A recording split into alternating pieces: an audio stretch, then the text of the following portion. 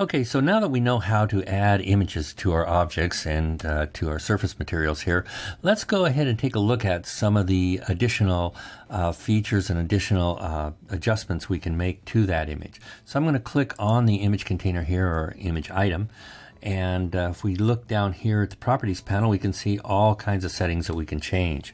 So let's go through them top to bottom, one at a time.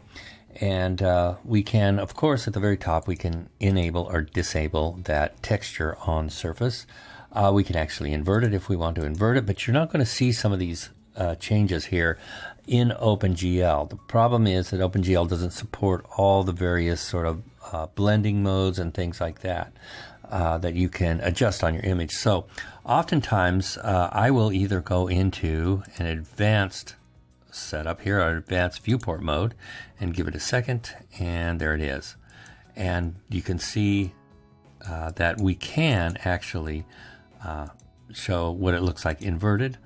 We can also adjust the blending mode. Now, blending works if you have another image beneath the image that you have here to act as a second layer with which to blend, very similar to how Photoshop works. If we look at the blending options here, we can see add, subtract, difference, normal, so on and so forth, just like you would have in Photoshop. To give you a quick demonstration here, let me just take this image and I will drop it right underneath here. And now you're not seeing that image because the upper image here is overriding it. But if I go to a blend mode such as subtract, now you can see the image beneath is showing through. Look at that difference. Make some very interesting designs here. So anyway, so you can adjust those. Now, another way of viewing this, besides the advanced viewport, is that we can go to RayGL. Now, RayGL will kick in the render engine, and I'll do full and give it a second. And now we can see that this is actually a rendering that is taking place on screen through the perspective viewport. Now I'm going to stop this real quick, back to my default mode. And default is definitely the fastest viewport mode. However, you can also engage the progressive render viewport by clicking that button and clicking the little arrow.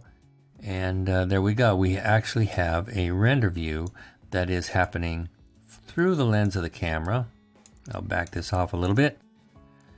And we can actually see all the blending modes and everything that's going on in this viewport. So that's the blending feature. Also, we can switch which UV map we're using. If we're using if we have multiple UV maps, that is, on this object, we can choose which one we want to use. We can change out the images. We don't have to be stuck with one image there. Now we'll just change this texture back. Anyway, we could move down and go to anti-aliasing, and you could turn that on and off, or you can blur your image a little bit by increasing the minimum spot.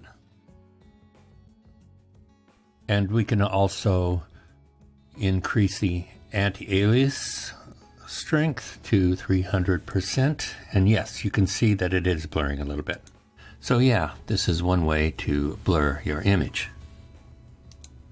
Moving down, we see we can adjust the low and high luminance values of an image. And this is very similar to adjusting the levels in Photoshop.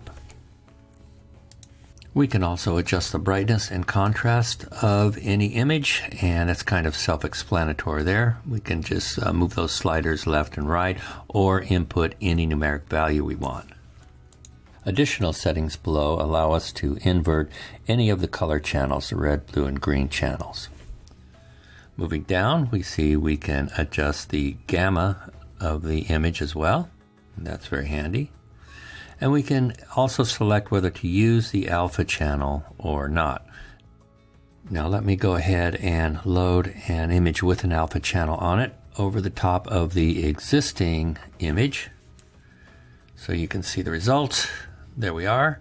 And you can see that the alpha channel of the image on top, the new image, is allowing you to see through to the image below it. Now, if I want to turn off that alpha channel, I can simply go to the Edge tab where it says Image Still and just uncheck Use Alpha.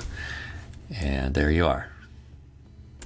Now let's take a look at some of the settings within the Image Locator Edge tab. So I'll just click on that, and as you can see, there's all these settings for adjusting the position of that image on your surface. Now by selecting the UV map drop-down menu, I can select any UV map that happens to be attached to that group of polygons. As I mentioned earlier, that when you place an image on a UV map, Modo by default uses that full UV coordinate to place that single image on. So if you want to tile a seamless image, you can simply use the horizontal and vertical wrap feature. Now by clicking on the little dots to an equal sign, clicking once on them, that will lock the horizontal and vertical wrap numeric values. So you can just click and drag on one of those edge sliders there to change the setting. And as you can see, we've tiled that image multiple times on that same UV map. And you can also adjust the rotation of the image on the UV map simply by clicking those little edge sliders on the UV rotation input parameter. And yeah, you can see it rotating.